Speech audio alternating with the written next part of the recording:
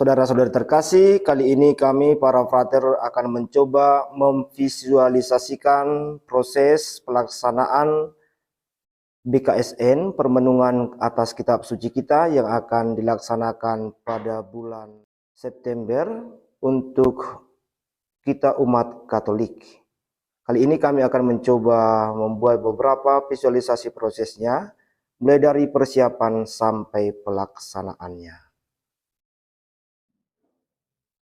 Beberapa persiapan yang perlu kita laksanakan, yang pertama yakni pemimpin atau pemandu pendalaman ini kiranya mempersiapkan diri dengan membaca bahan atau buku yang disiapkan dari keuskupan secara pribadi, baik di rumah atau tempat yang memberi dia ruang khusus, sehingga dalam membawakan BKSN pendalaman dia bisa membawakannya dengan baik. Selain pembawa acara, pemimpin atau pemandu, seorang lektor yang ditugasi juga hendaknya mempersiapkan diri sebelum kegiatan dilaksanakan, baik itu persiapan di rumah sendiri ataupun di tempat lain yang memberinya ruang khusus untuk mempersiapkan bacaan yang disediakan. Selain itu, petugas yang ditugasi untuk membawakan doa umat juga kiranya mempersiapkan diri, membaca dan mempersiapkan doa yang akan disampaikan pada saat pendalaman. Selain itu, para petugas lain yang ditugasi juga harus mempersiapkan seperti pembawa lagu dalam pendalaman, kiranya juga sudah mempersiapkan diri sebelum kegiatan pendalaman dilaksanakan. Persiapan lain yang perlu juga dilakukan yakni persiapan dari tuan rumah dan juga bekerja sama dengan para pengurus untuk menyiapkan tempat pendalaman, seperti menyiapkan tempat untuk pemimpin atau pemandu acara, mungkin bisa meja kecil yang diberi alas atau taplak, menyediakan tempat lilin dan juga salib, serta tempat duduk. Jika tidak dibuat dalam bentuk meja atau altar, bisa juga disiapkan tempat duduk yang baik untuk pemimpin dan para petugasnya. Setelah persiapan tempat sudah disiapkan dengan baik, maka tuan rumah yang menyambut dan menyediakan tempat untuk pembekalan atau pendalaman kitab suci ini berdiri di pintu untuk menyambut umat yang datang untuk berkumpul.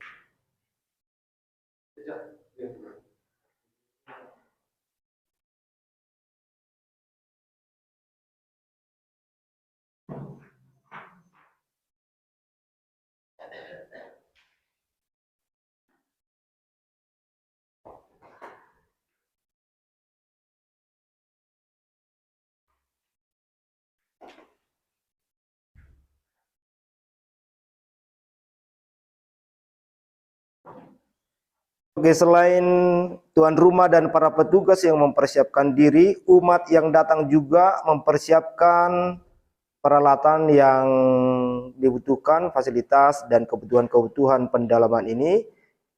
Yang pertama yakni kitab suci, karena ini adalah pendalaman kitab suci, maka semua umat diharapkan membawa kitab suci masing-masing, dan juga puji syukur atau buku lagu yang disepakati untuk digunakan.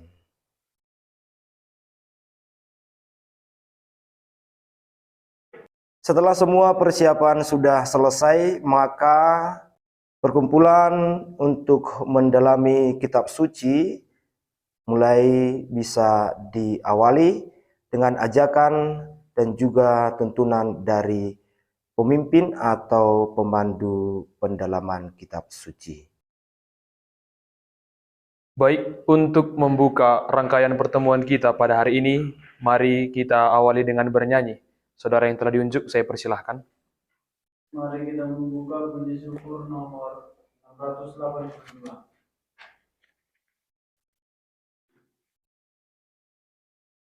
Panggilan Tuhan, 1, 2, 3 ya. Panggilan Tuhan bagi umatnya,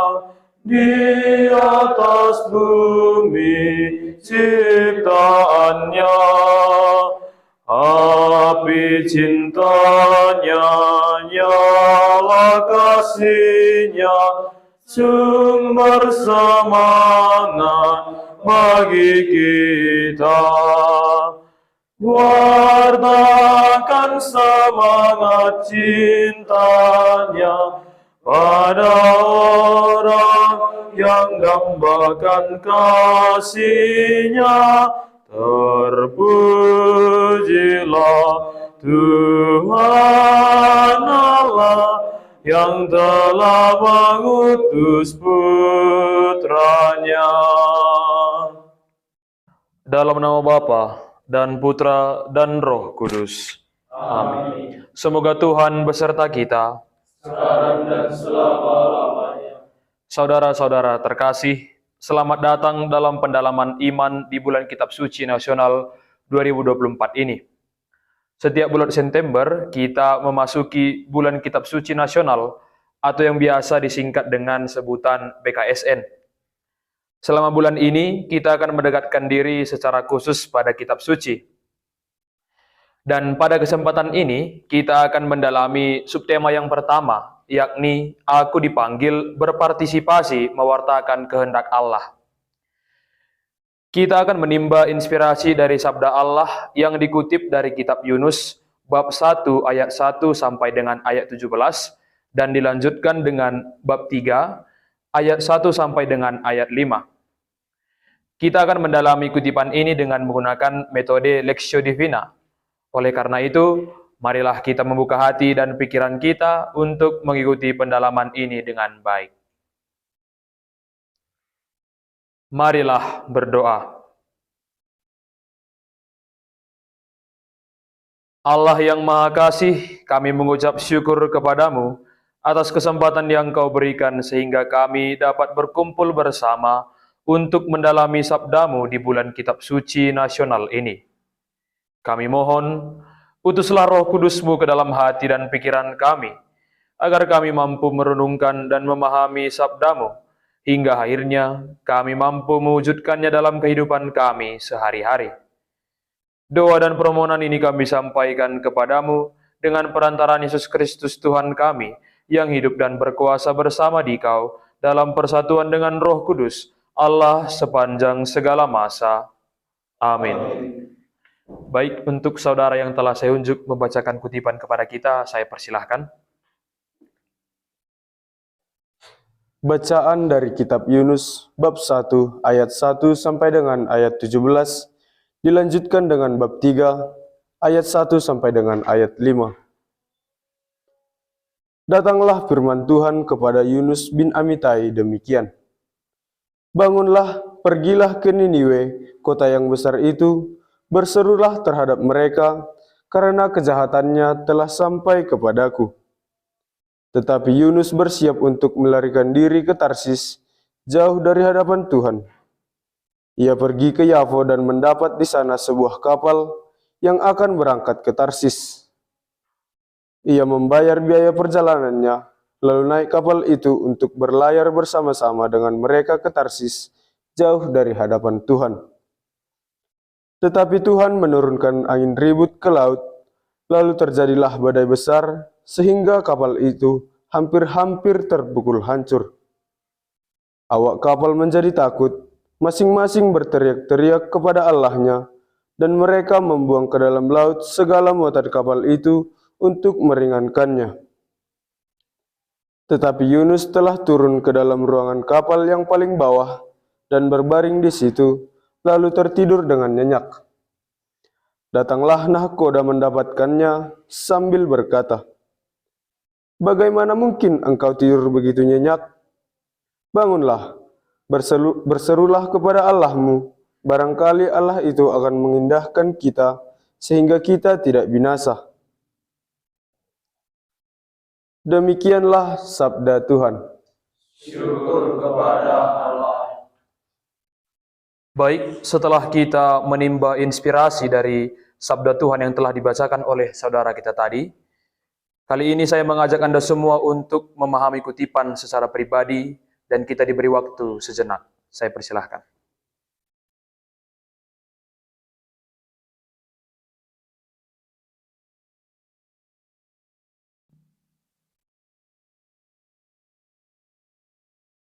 Saudara-saudara terkasih, untuk menambah dan juga memperjelas kutipan-kutipan tersebut, kita diberikan beberapa pertanyaan yang saya harap bisa dijawab oleh kita semua.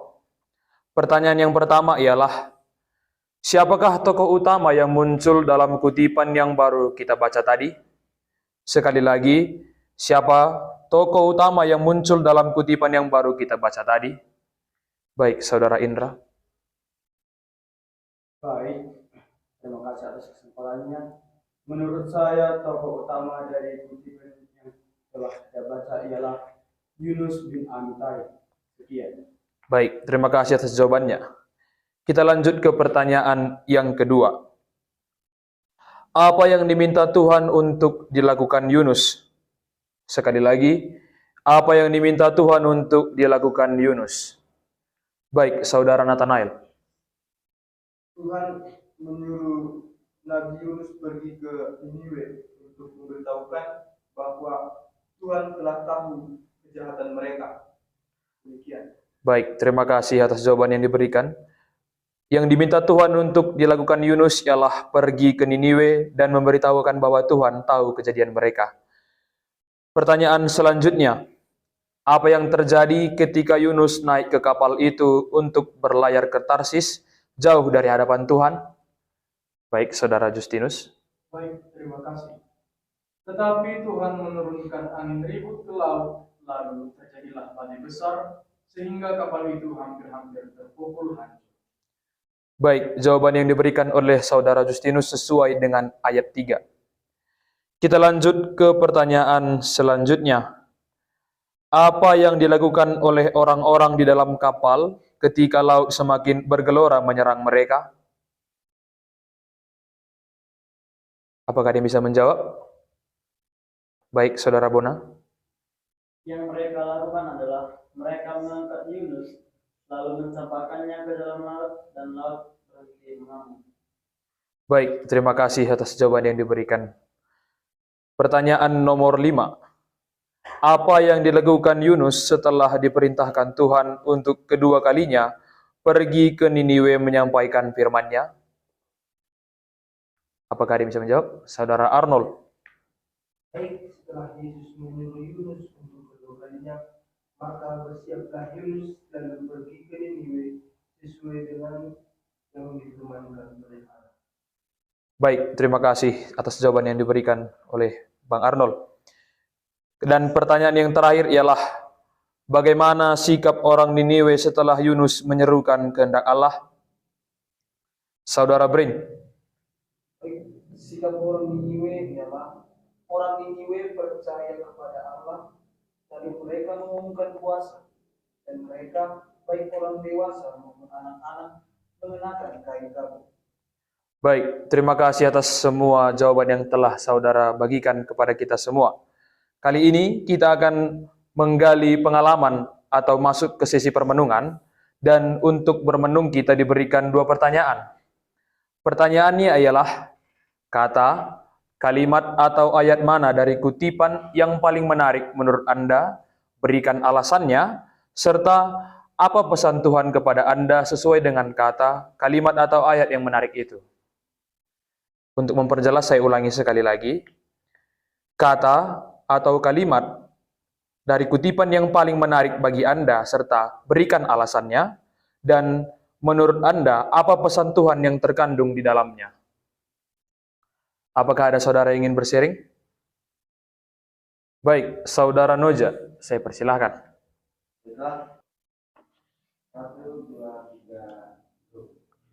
Kalimat yang menarik bagi saya yaitu terdapat pada ayat 12.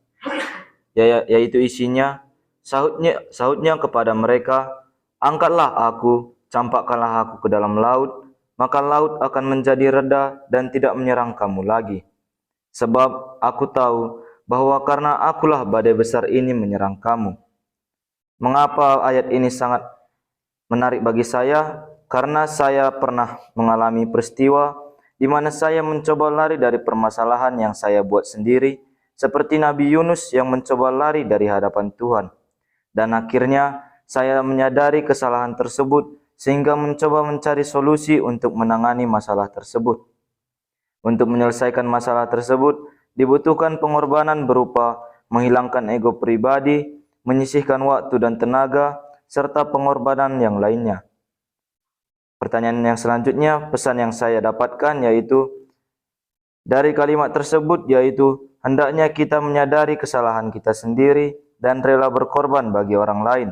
Jangan sampai karena kesalahan yang kita perbuat, orang lain harus kena getahnya.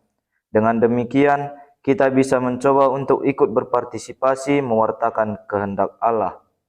Sekian. Baik, terima kasih atas jawaban dan sharing yang diberikan oleh Saudara Noja. Apakah masih ada saudara lain yang ingin bersharing? Baik, Saudara Gauden.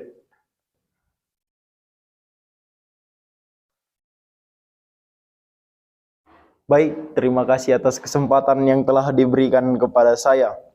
Ayat yang menarik bagi saya terdapat pada ayat 6. Datanglah nahkoda mendapatkannya sambil berkata, bagaimana mungkin engkau tidur begitu nyenyak?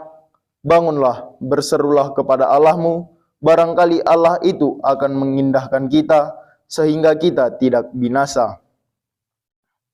Di sini Nabi Yunus tertidur dengan lelap, sedangkan bahaya yang mengintai mereka sangatlah besar. Dia tidak mau membantu orang-orang yang ada di kapal, dia malah tidur dengan nyenyak. Pengalaman saya yaitu ketika bekerja saya sudah selesai melakukan pekerjaan saya, sedangkan waktu bekerja waktu untuk bekerja masih lama. Di situ saya hanya duduk-duduk dan di situ saya melihat ada beberapa teman yang belum menyelesaikan pekerjaannya. Di situ hati saya tergerak untuk membantu teman tersebut agar pekerjaan dari teman-teman yang belum selesai dapat selesai dengan lebih cepat. Pesan Tuhan di sini yakni supaya kita tidak boleh hanya berdiam diri ketika orang lain sedang mengalami kesusahan. Sekian dan terima kasih. Baik, terima kasih kepada saudara-saudara yang ingin berbagi permenungan dan sharingnya kepada kita. Dan kali ini kita masuk ke bagian rangkuman dari segala permenungan yang kita lakukan pada sesi ini. Yunus, anak Amitai, dipanggil dan dipaksa oleh Tuhan untuk pergi ke Niniwe, menyampaikan isi hati Tuhan bagi bangsa itu. Yunus enggan melaksanakan misi yang diberikan kepadanya, karena ia tahu bahwa Niniwe akan bertobat dan dibebaskan Tuhan. Yunus enggan karena dengan bertobatnya orang-orang di Niniwe akan mempermalukan Israel, bangsanya sendiri. Sikap Yunus tersebut mewakili pikiran sempit dari orang-orang Israel bahwa Allah hanya menyelamatkan bangsa Israel dan Allah hanya milik bangsa Israel.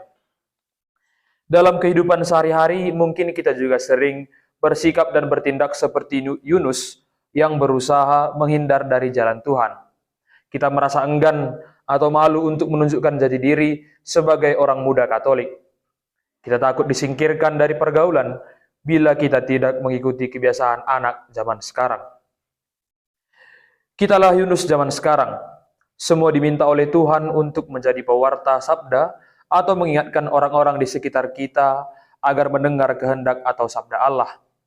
Belajarlah dari Yunus bahwa tidak ada alasan untuk menolak Allah.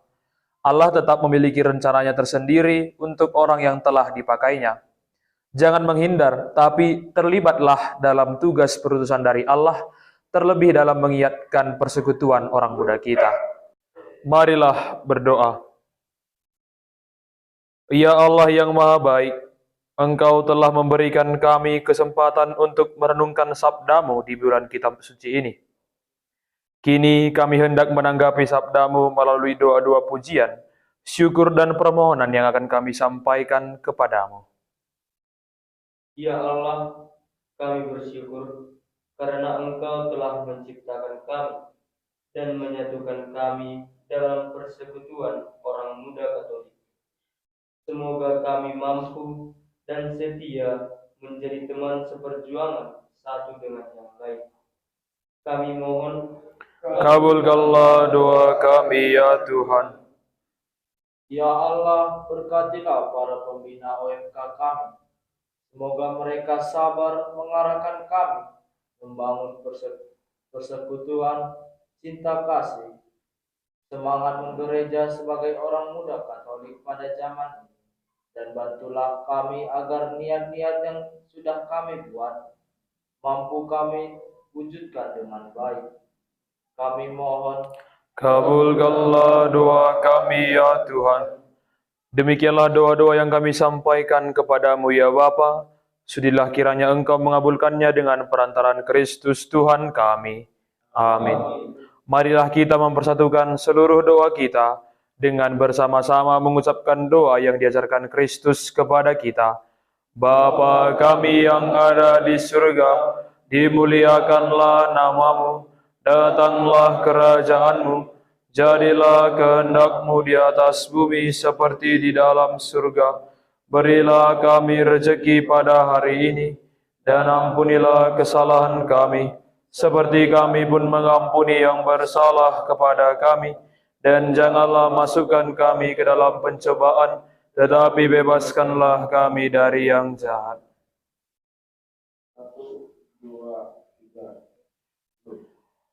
Baik, setelah kita merenungkan sabda Tuhan yang kita baca pada hari ini, saya ingin mengajak teman-teman semua untuk mendiskusikan dan memberikan saran bagi kita, aksi nyata apa yang bisa kita lakukan dalam minggu-minggu ini atau dalam satu minggu ini.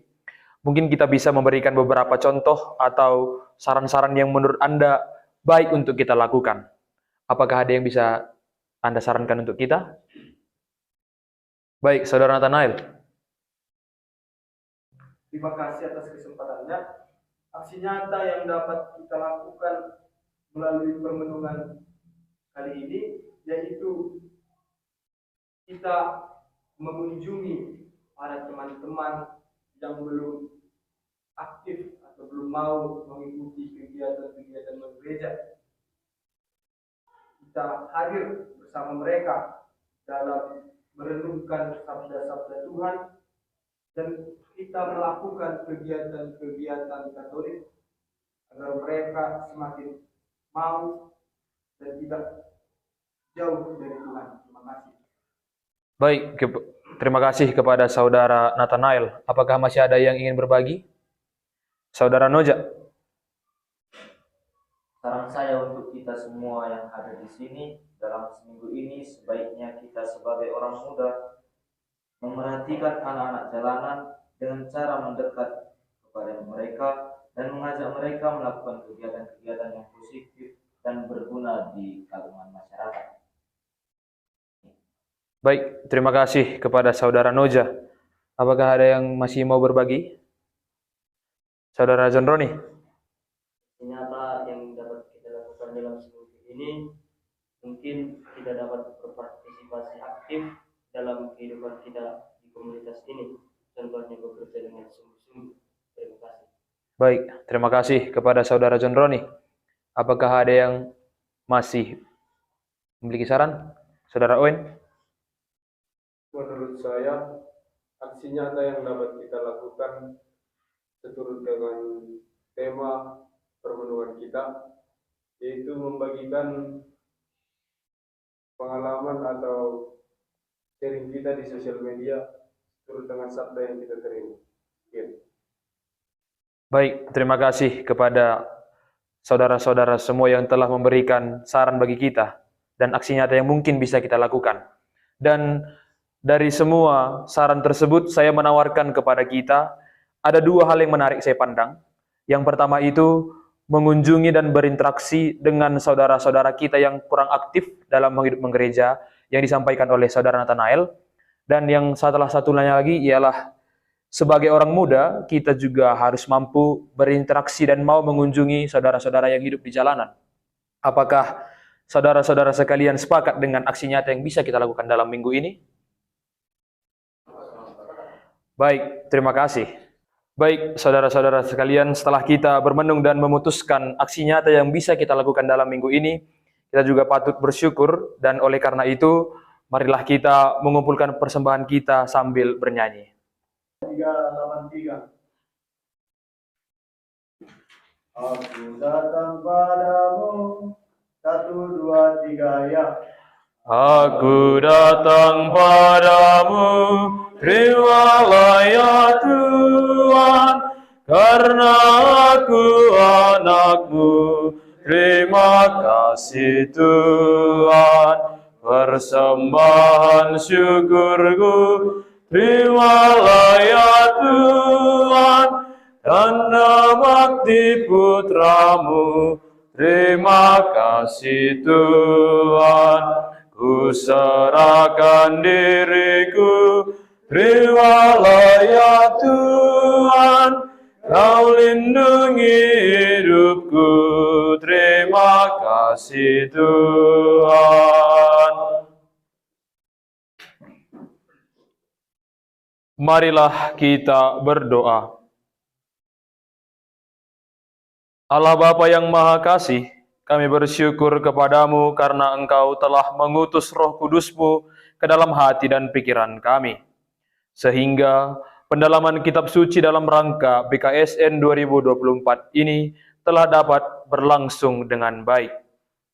Bantulah kami agar dapat mewujudkan pesan yang telah kami petik dan juga dapat mewujudkan aksi nyata yang telah kami buat, baik secara pribadi dan bersama.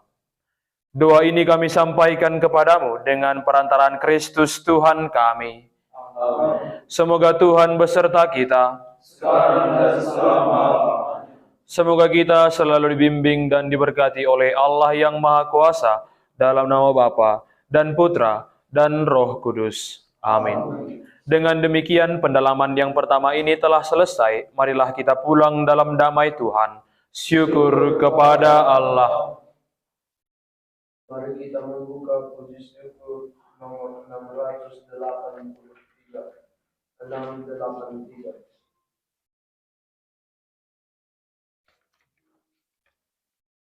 Kau dipanggil Tuhan. 1, 2, 3 ya. Kau dipanggil Tuhan, dijadikan duta, supaya hidupmu menyinarkan kasih-Nya. Berat memang tugasmu, tetapi kau diberi rahmat. Kau dipanggil Tuhan, dijadikan duta, supaya hidupmu menyinarkan kasih-Nya. Mejuah-juah man banta kerina. Majulah jua.